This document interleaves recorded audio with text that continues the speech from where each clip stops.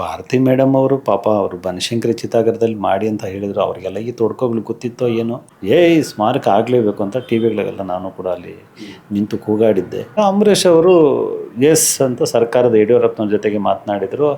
ನೀವು ಹೇಳಿದ ಕಡೆ ಮಾಡೋಣ, ಎಲ್ಲಿದೆ ಜಾಗ ಅಂತೆಲ್ಲ ಕೇಳಿದಾಗ, ಅಂದರೆ ಸರ್ಕಾರ ಈ ಸ್ಥಿತಿಯಲ್ಲಿ ಹೇಗಿರಬೇಕಂದ್ರೆ ಒಂದು ತಾಯಿ ಥರ ಇರಬೇಕು. ಡಾಕ್ಟರ್ ರಾಜ್ಕುಮಾರ್ ಮತ್ತು ಡಾಕ್ಟರ್ ವಿಷ್ಣುವರ್ಧನ್ ಅವರ ಅಭಿಮಾನಿಗಳ ಮಧ್ಯದಲ್ಲಿ ಒಂದು ದೊಡ್ಡ ಜಗಳ ಪರಂಪರೆ ಇದೆ.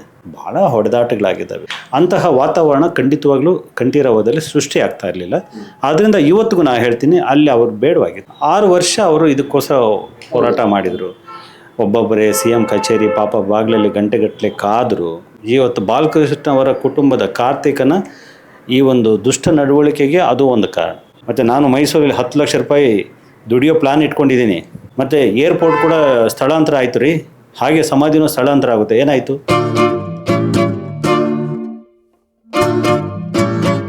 ನನಗೆ ಒಂದು ಅನಿಸಿದ್ದು 2009ರಲ್ಲಿ ನಾನು ಕೂಡ ಒಬ್ಬ ವರದಿಗಾರನಾಗಿ ಅಲ್ಲಿ ಇದ್ದೆ. ಸಡನ್ನಾಗಿ ಅಭಿಮಾನ್ ಸ್ಟುಡಿಯೋ ಅಂತ ನಿರ್ಧಾರ ಮಾಡಿಬಿಡ್ತಾರಲ್ಲ, ಯಾರಿಗೂ ಅರ್ಥ ಆಗದೇ ಇರೋವಂತಹ ವಿಚಾರ. ಅದು ಗೊತ್ತಿದ್ದೇ ಆಯಿತಾ, ಗೊತ್ತಿಲ್ಲದೆ ಆ ಸ್ಥಳ ಆಯ್ಕೆ ಆಯಿತಾ, ಇದೊಂಥರ ಉತ್ತರನೇ ಕಂಡ್ಕೊಳ್ಳೋಕ್ಕಾಗಿಲ್ಲ. ಇಲ್ಲ, ಅದು ಭಾರತಿ ಮೇಡಮ್ ಅವರು ಪಾಪ ಅವರು ಬನಶಂಕರಿ ಚಿತಾಗಾರದಲ್ಲಿ ಮಾಡಿ ಅಂತ ಹೇಳಿದರು. ಅವರಿಗೆಲ್ಲ ಈ ತೊಡ್ಕೋಗಳು ಗೊತ್ತಿತ್ತೋ ಏನೋ. ಮತ್ತು ಕೆಲವರು ಇರ್ತಾರೆ, ಅವರು ದೈವಾಂಶ ಸಂಬೋಧರು, ಅವರ ಬಾಯಲ್ಲಿ ಎಂತೆಂಥದ್ದು ಮಾತುಗಳು ಬಂದುಬಿಡ್ತವೆ. ಅದು ಒಮ್ಮೊಮ್ಮೆ ನಿಜವೂ ಅನಿಸುತ್ತೆ. ಬಹುಶಃ ಅಮ್ಮ ಅವರು ಹೇಳಿದಂಗೆ ಮಾಡಿಬಿಟ್ಟಿದ್ದರೆ ಇವತ್ತಿದೇನು ಇರ್ತಾ ಇರಲಿಲ್ವೇನೋ, ಇದೊಂದು ವಿಷಯನೇ ಆಗ್ತಾ ಇರಲಿಲ್ವೇನೋ, ಅವ್ರ ಹೆಸರಲ್ಲಿ ಒಂದಷ್ಟು ಒಳ್ಳೆಯದೇ ಇರ್ತಾ ಇತ್ತೇನೋ. ಬಟ್ ಅವರು ಹೇಳಿಲ್ಲ. ಅವತ್ತು ಅಂಬರೀಷ್ ಅವರು ಮತ್ತು ಅಲ್ಲಿದ್ದಂತಹ ಅಭಿಮಾನಿಗಳು ಎಲ್ಲರೂ ಕೂಡ ಇಲ್ಲಿಲ್ಲ, ನಮ್ಮ ಯಜಮಾನ್ರಿಗೊಂದು ಸ್ಮಾರಕ ಆಗಲೇಬೇಕು ಅಂತ ಹೇಳಿದರು.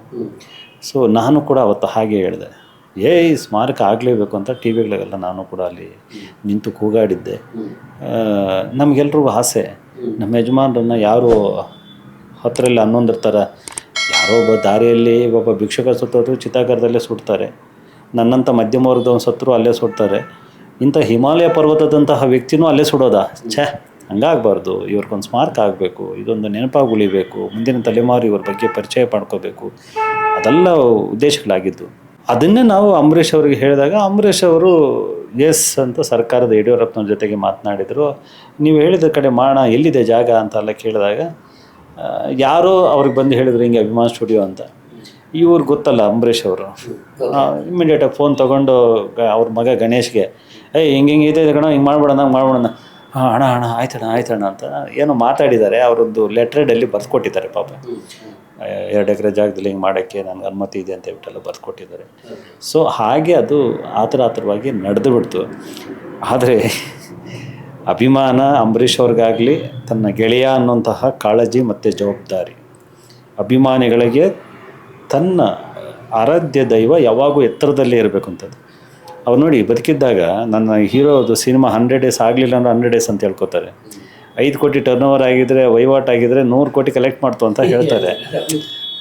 ಅಭಿಮಾನ ಅದೇ.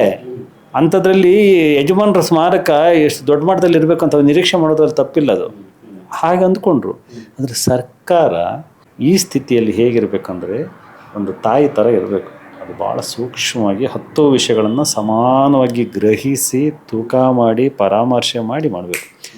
ಸರ್ಕಾರ ಭಾವುಕತೆಗೆ ಒಳಗಾಗಬಾರ್ದು, ಸರ್ಕಾರ ಆತುರಕ್ಕೆ ಒಳಗಾಗಬಾರ್ದು, ಸರ್ಕಾರ ಮತಿಗೇಡಿಗೆ ಆಗಬಾರ್ದು. ಈ 3 ಆಗಿತ್ತು ಆಗಿನ ಸರ್ಕಾರ. ಏನನ್ನು ಯೋಚನೆ ಮಾಡಿದೆ, ಯಾರೋ ಹೇಳಿದರು, ಇವರು ತಗೊಂಡೋಗಿ ಹಾಕಿದ್ರು. ಆ ಕಾರಣಕ್ಕೆ ಇಷ್ಟೆಲ್ಲ ಆಗ್ತಿದೆ. ಸೊ ಇದು ಭಾಳ ನೋವಿನ ವಿಷಯ. ನಾನೊಬ್ಬ ಪತ್ರಕರ್ತನಾಗಿ ತುಂಬ ಮುಕ್ತವಾಗಿ ಕೆಲವು ವಿಚಾರಗಳನ್ನ ಎಲ್ಲರ ಜೊತೆನೂ ಮಾತಾಡ್ತೀನಿ. ಇದು ಯಾರ ಪರ ವಿರೋಧ ಆ ಥರದ್ದೇನೂ ಇರೋದಿಲ್ಲ. ಚಿತ್ರರಂಗ ಅಂದಾಗ ಎಲ್ಲ ಕಲಾವಿದರು ಒಂದೇ, ಅವ್ರ ಮಧ್ಯದಲ್ಲಿ ಏನೂ ಇರೋದಿಲ್ಲ. ಕೆಲವೊಂದು ಸಂದರ್ಭಗಳು, ಸನ್ನಿವೇಶಗಳು, ಯಾರೋ ಸಂಬಂಧವೇ ಇಲ್ಲದ ವ್ಯಕ್ತಿಗಳು ಮಾಡುವಂತಹ ಕೆಲಸಗಳು ಕಲಾವಿದರಿಗೆ ನೇರವಾಗಿ ಬೆರಳು ಮಾಡುವಂತಹ ಸನ್ನಿವೇಶಗಳು ಬರುತ್ತೆ. 2009ರಿಂದ ಇವತ್ತಿನವರೆಗೂ ಚರ್ಚೆ ಇದೆ, ಅಭಿಮಾನ್ ಸ್ಟುಡಿಯೋನೇ ಯಾಕೆ ಬೇಕಿತ್ತು, ಕಂಠೀರವ ಸ್ಟುಡಿಯೋನೂ ಇತ್ತಲ್ವಾ ಅನ್ನೋ ಪ್ರಶ್ನೆ ಸಹಜವಾಗಿಯೇ ಬರುತ್ತೆ. ಚಿತ್ರರಂಗದವ್ರದ್ದಂತೂ ಯಾವುದೇ ವಿರೋಧ ಇರಲಿಲ್ಲ. ಏನನ್ಸುತ್ತೆ, ಈಗ ಕಂಠೀರವ ಸ್ಟುಡಿಯೋದಲ್ಲೇ ಹಾಕಬಹುದಿತ್ತು ಅನ್ನೋ ಚರ್ಚೆಗಳ ಬಗ್ಗೆ? ಅದು ಸರಿ ಇತ್ತು. ಆ್ಯಕ್ಚುಲಿ ವಾದ ಹಾಕಬಾರ್ದು ಅನ್ನೋದು ಸರಿ ಇತ್ತು. ಯಾಕಂದರೆ ಯಾರೂ ಅಲ್ಲಿಗೆಳಿಯಲಿಕ್ಕೆ ಸಾಧ್ಯ ಇಲ್ಲ. ಡಾಕ್ಟರ್ ರಾಜ್ಕುಮಾರ್ ಮತ್ತು ಡಾಕ್ಟರ್ ವಿಷ್ಣುವರ್ಧನ್ ಅವರ ಅಭಿಮಾನಿಗಳ ಮಧ್ಯದಲ್ಲಿ ಒಂದು ದೊಡ್ಡ ಜಗಳ ಪರಂಪರೆ ಇದೆ, ಭಾಳ ಹೊಡೆದಾಟಗಳಾಗಿದ್ದಾವೆ ಪರಸ್ಪರ. ಅಷ್ಟೇನು ಸಣ್ಣದಾಗಿಲ್ಲ ಅದು ಅದು ಅದು ಬರೆದ್ರೆ ಒಂದು ಇತಿಹಾಸ, ಅದ್ರ ಬಗ್ಗೆ ಒಂದು ತನಿಖೆ ಆದರೆ ರಣರೋಚಕ ವಿಷಯಗಳು ಸಿಗ್ತವೆ ನಿಮಗೆ ಅಭಿಮಾನಿಗಳ ಮಧ್ಯದಲ್ಲಿ. ಈ ಅಭಿಮಾನಿಗಳು ಒಂದು ವೇಳೆ ಇಲ್ಲಿ ರಾಜ್ಕುಮಾರ್ ಅವರನ್ನು ಹಾಕಿ ಇಲ್ಲಿ ವಿಷ್ಣುವರ್ಧನ್ ಅವ್ರನ್ನ ಹಾಕಿದಾಗ ಎಲ್ಲರೂ ಅಲ್ಲ, ಯಾರೋ ಒಬ್ಬ ಅಭಿಮಾನಿ ಈ ಕಡೆ ಹೋದಾಗ ಆ ಕಡೆ ಸಮಾಧಿಗೆ ಏನಾದರೂ ಮಾಡಿ ಬಂದರೆ, ಅಥವಾ ಈ ಕಡೆಯವನು ಈ ಕಡೆ ಸಮಾಧಿಗೆ ಏನಾದರೂ ಮಾಡಿ ಬಂದರೆ, ಪ್ರತಿ ದಿವಸ ನಾಡಲ್ಲಿ ಇಂತಹದ್ದೇ ಘಟನೆಗಳನ್ನು ನೋಡಬೇಕಾಗ್ತಾಯಿತ್ತು ಪ್ರತಿ ದಿವಸ. ಆಮೇಲೆ CC ಕ್ಯಾಮ್ರಾಗಳು, ಪೊಲೀಸು ಮತ್ತು ಬಂದವನ್ನೆಲ್ಲ ಚೆಕ್ ಮಾಡೋವಂಥದ್ದು, ಈ ಥರದ್ದೆಲ್ಲ ಆಗಬೇಕಾಗಿತ್ತು. ಆದ್ದರಿಂದ ಅದು ಬೇಡ. ಇಬ್ಬರು ಸಾಧಕರನ್ನು ಅವರ ಸಾವಲ್ಲಿ ಸಂತರ ಥರ ನೋಡಬೇಕು ಅಂತ. ಅವರು ಪ್ರಶಾಂತವಾಗಿ ಮಲಗಿದ್ದಾರೆ, ಅಲ್ಲಿ ಹೋಗಿ ಕೈ ಮುಗಿದು ಬರುವಂಥ ಭಾವನೆ ಇರಬೇಕೇ ಹೊರತು ಅಲ್ಲೊಂದು ಏರ್ಪೋರ್ಟಲ್ಲಿ ಚೆಕ್ ಮಾಡಿ ಬಿಟ್ಟಂಗೆ ಬಿಡುವಂಥದ್ದು, ದಿನ ಕಣ್ಣು ಇಡುವಂಥದ್ದು, ಹಾಗೆ ಮುಕ್ತವಾಗಿ ಬಿಡಬೇಕು ಅಂತ.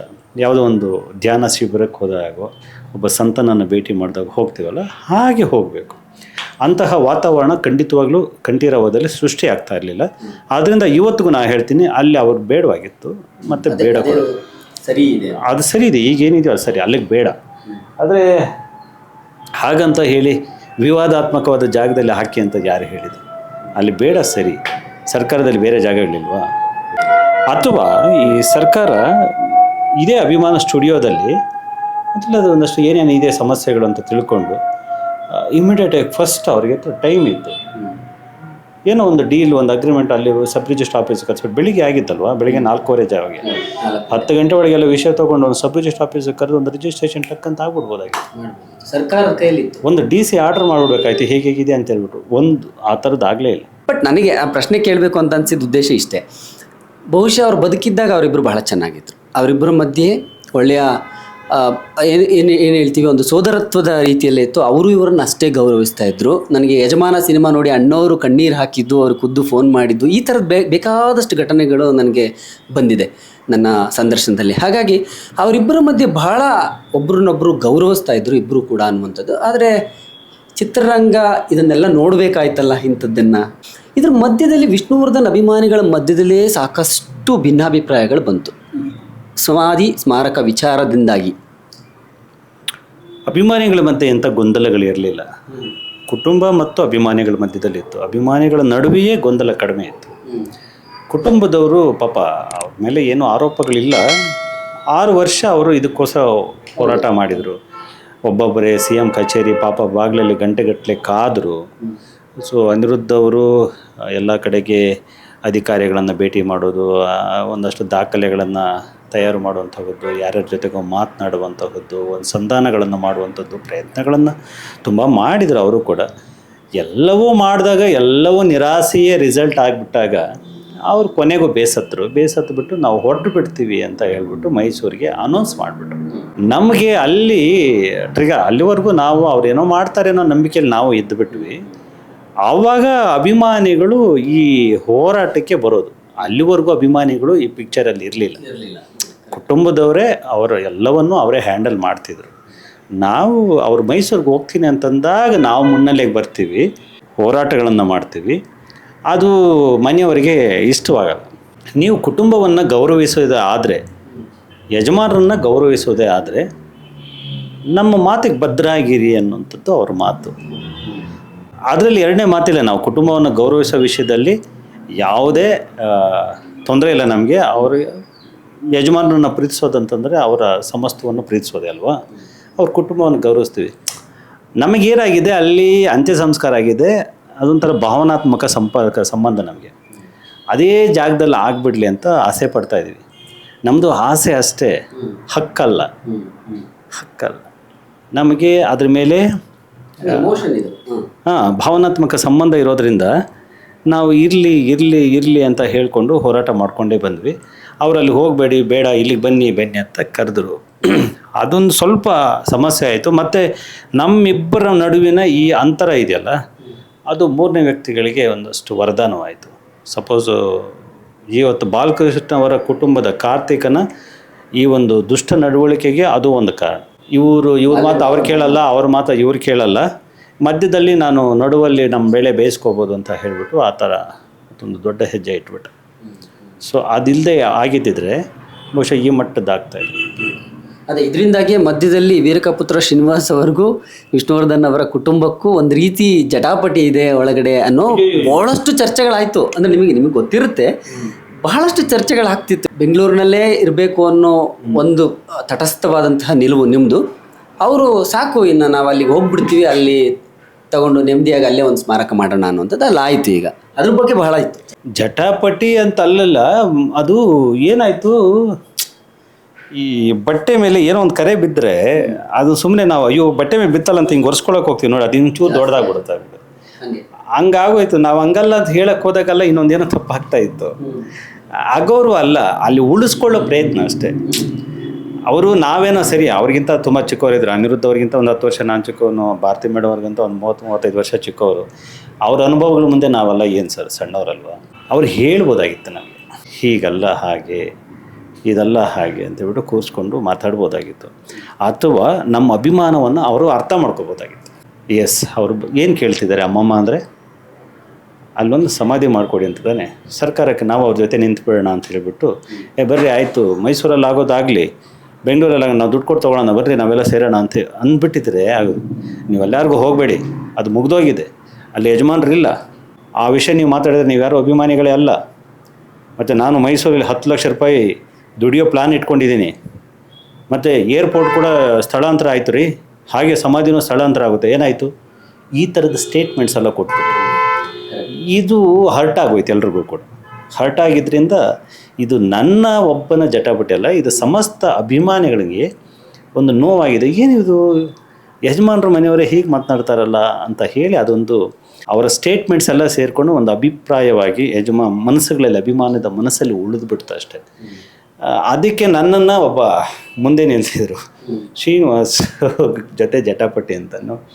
ಇಲ್ಲಿ ಶ್ರೀನಿವಾಸ್ ಅನ್ನೋಂಥದ್ದು ಒಂದು ಜಸ್ಟ್ ಮೂರ್ತ ರೂಪ ಅಷ್ಟೇ. ಎಷ್ಟೋ ಜನರ ಅಭಿಮಾನಿಗಳ ಮನಸ್ಸುಗಳಿಗೆ ನಾನೊಬ್ಬ ಮೂರ್ತ ರೂಪ ಅಷ್ಟೇ, ನಾನು ಕಾಣಿಸ್ತಿದ್ದೀನಿ ಅಷ್ಟೇ. ಬಟ್ ಹಿಂದ್ಗಡೆ ಎಲ್ಲರ ಮನಸ್ಸಲ್ಲೂ ಈ ಥರದ್ದು ನೋವುಗಳಿದ್ದಾವೆ. ಮತ್ತು ಅದು ದ್ವೇಷ ಅಲ್ಲ, ಅವರ ನೋವು, ಅವರ ಆಶಯ ಹೀಗಾಗಲಿ ಅನ್ನುವಂತಹ ಬಯಕೆಗಳು. ನಾವು ಅದನ್ನು ಸ್ಪಂದಿಸಿಬಿಟ್ರೆ ಈ ಸಮಸ್ಯೆಗಳೇ ಇಲ್ಲ. ನಾವು ಸ್ಪಂದಿಸದೆ ಅವರ ಮೇಲೆ ಹಠ ಸಾಧಿಸೋಕ್ಕೆ ಹೋದರೆ ಸಮಸ್ಯೆಗಳಾಗ್ಬಿಡುತ್ತೆ. ಸೊ ಈಗ ಅದು ಕಡಿಮೆ ಆಗಿದೆ. ಈಗ 17ನೇ ತಾರೀಕು ಅವರ ಸಭೆ ಕರೆದಿದೆ. ಡೈಲಿ ಮಾಧ್ಯಮ ಗೆಳೆಯ ಅಶೋಕ್ ಅವರ ವಾಹಿನಿ ಯೂಟ್ಯೂಬ್ಗಳ ಪರ್ವ ಈಗ ಎಲ್ಲಿ ನೋಡಿದ್ರು ಯೂಟ್ಯೂಬ್ಗಳೇ ಕಾಣ್ತವೆ. ಅದ್ರ ಮಧ್ಯದಲ್ಲಿ ಇದೊಂದು ವಿಶೇಷವಾಗಿ ಕಾಣುತ್ತೆ. ಯಾಕೆಂತಂದರೆ ಇದು ಬರೀ ವಿವಾದಗಳನ್ನು ಬೆಳಕಿಗೆ ತರುವಂಥದ್ದಲ್ಲ, ಕೆಲವು ಒಳ್ಳೆಯ ಸಂಗತಿಗಳನ್ನು ಬೆಳಕು ತರುವಂತಹ ಮಾಧ್ಯಮವಾಗಿ ಕೆಲಸ ಮಾಡ್ತಾಯಿದೆ.